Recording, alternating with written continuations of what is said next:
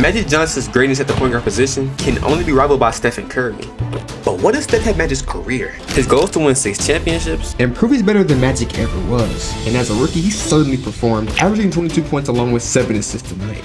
With the help of Kareem, the Lakers finished first in the Western Conference. And as you could expect, these two would breeze through the playoffs, storming their way to the NBA Finals.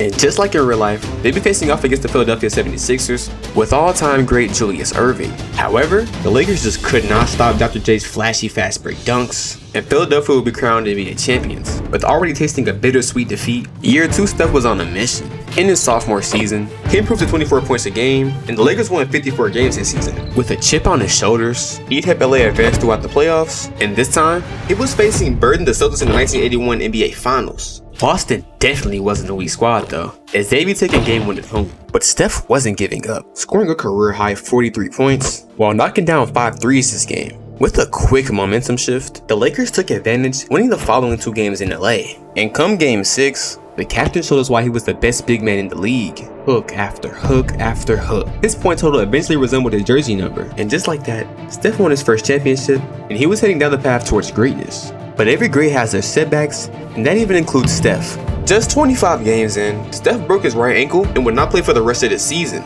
Without their star point guard, the Lakers won just 49 games and lost to the Spurs in the second round, who were led by a George Iceman Gervin. But it's okay. Steph will be playing until 1991, and he has plenty of time to win as many rings as possible. Returning to the court in 1983, Steph will be accompanied by a new young talent by the name of James Worthy. This year, Curry became the second player in NBA history to lead the league in both points and assists per game, while also winning his first MVP award. This elevated play helped LA win 65 games this year, and of course, there was no one who could stop him. Eventually, the Lakers were back in the finals, and they were up against Philly once again. But unfortunately for Sixers fans, they'd be majorly outclassed, as Steph was lighting it up in the first 3 games. Come game 4, Moses Malone tore up the glass with 19 rebounds accompanied by 28 points. However, in game 5, the Lakers completed their journey, and Steph won his first Finals MVP, setting his ring count to 2 and climbing the all-time rankings. The following season, Steph and the Showtime Lakers were must-see TV. Curry went on to lead the league in points and assists once again, while Kareem went on to win DPOY. This historic season, with CLA setting an all-time high regular season record with 72 wins and 10 losses, as Steph and Kareem led the way. They start the playoffs by dominating the San Diego Clippers. Steph had it out for his former teammate Norm Nixon, as he averaged 36 points and 9 assists throughout 3 games. The next 2 series we see LA defeat Phoenix in 5, before going on to sweep Utah.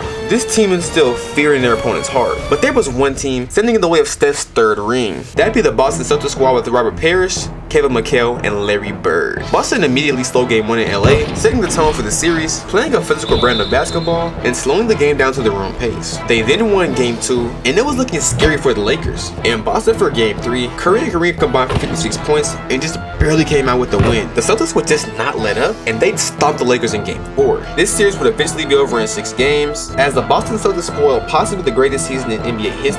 Despite just losing in the finals, Steph has had a somewhat easy journey up to this point. But here comes the 1984 draft class with talent such as Hakeem Olajuwon, Charles Barkley, John Stockton, and Michael Air Jordan. It'll be interesting seeing how he faces off against some of the all-time greats, but first, they have to develop. In the meantime, Steph won his 3rd consecutive MVP on the best team in the league once again. And as you could imagine up to this point, he got back to the finals, where they'd be up against Philadelphia once again. With newly acquired rookie Charles Barkley, they matched up to the Lakers much better than before. This time it was 1985, and this series was for the ages. Going back and forth, neither team would let up. Both teams won all their home games up to game 7, and this would be a legacy game for both teams' superstars. Los Angeles will see an electric key of form, as this would be the most watched NBA Finals game of all time up to this point. Kareem dropped 39 points, while Dr. J dropped 46 points, resulting in a flashy highlight reel. After an overtime thriller, it was LA coming out on top by 5 points, giving Steph his 3rd finals win. He's now halfway to his goal of 6 championships at the tender age of just 25. Steph felt that with 3 MVPs and championships each, he'd take it lightly in the regular season. Larry Bird took advantage of this and won his 2nd MVP. However, the league was developing at a very fast rate. On the path to the finals, the Lakers ran into young teams such as the Portland Trail Blazers, Houston Rockets, and even defeated the Utah Jazz with a budding young star duo of Karl Malone and John Stockton. And back where they always end up, they saw off against the bad boy Pistons. Lots of hard contact and tough fouls would be committed, but it wouldn't be enough to stop the dynasty Los Angeles had been brewing. quickly. Now being 4-time champions, the Lakers hadn't showed any signs of slowing down, except that Kareem was now 39 years old and on the back end of his career. They have to capitalize now, as Steph is going to win 2 more rings before the captain's retirement after the 1989 season. Coming off back-to-back championships, Steph showed no signs of slowing down in year 8, as he averaged 26 points and 8 assists. Steph would have been the scoring leader if a young star in Chicago wasn't shining so bright, but more on him later. In the moment, the Lakers are facing the Mavericks, and it would be an easy win. However, in the second round, when it came to facing the Twin Towers of Houston, the Lakers just couldn't compare to the size of both Hakeem and Ralph Sampson in the post. LA will be going home in the second round after just 6 games. And Kareem has just 2 more seasons left in the NBA. In the 1988 season, Steph and the Lakers finished as their usual 1 seed, while Curry had the first season in NBA history with over 100 threes. He set a landmark in history, while the Lakers won 54 games and faced the Portland Trail Blazers in the first round of the playoffs. Despite the Lakers coming out on top, Kareem would be playing with a fractured hand, and it was obvious as he wouldn't perform as usual. This production carried over to the next series, as the 4-seeded Jazz took advantage of both Kareem's injury and old age. It was a tight contest, but ultimately, the Jazz came out on top. And with that major blow, Kareem is now in his final season, while Steph only has 4 out of the 6 rings he needs to become the greatest point guard ever. Out on a mission, the 29-year-old Steph showed he was still the best player in the world, claiming his 4th MVP. All year, he'd been setting the NBA on fire, and that continued to the playoffs. Shot after shot, Steph crushed the Blazers and will stomp on the Spurs too. In the conference finals though, it was the Lakers versus Nuggets series, and Alex English was getting buckets. This series was an offensive masterclass for both sides, going 6 games. And as you probably guessed, it's the Lakers heading back to the finals, and possibly for the final time, against their rival Boston Celtics, who are also aging at this point in time. Curry versus Bird arguments were flying everywhere, and Steph might have taken that personally. And I say that because he began the series by scoring 47 points and 9 dimes on the Celtics. Despite the following games being close, Steph's offensive output was still at an all-time high. The Lakers ended up sweeping the Boston Celtics, and Steph now has the same amount of championships as Magic Johnson. But now Kareem was no longer on the roster,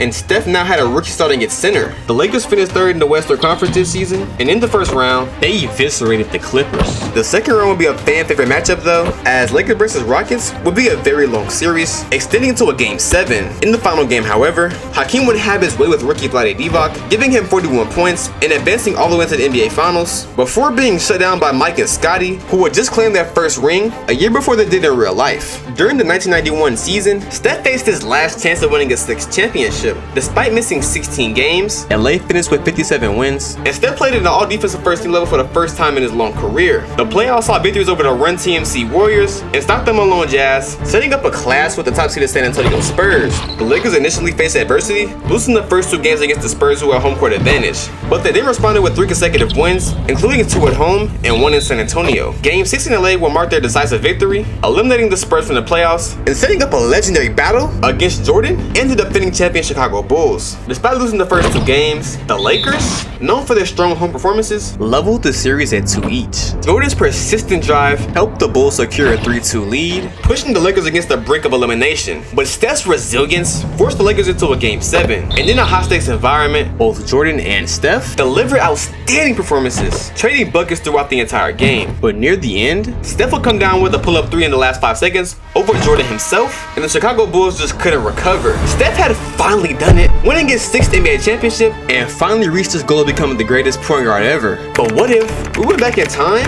and changed NBA history as we know it once again? Click this video on the screen and find out what happens next.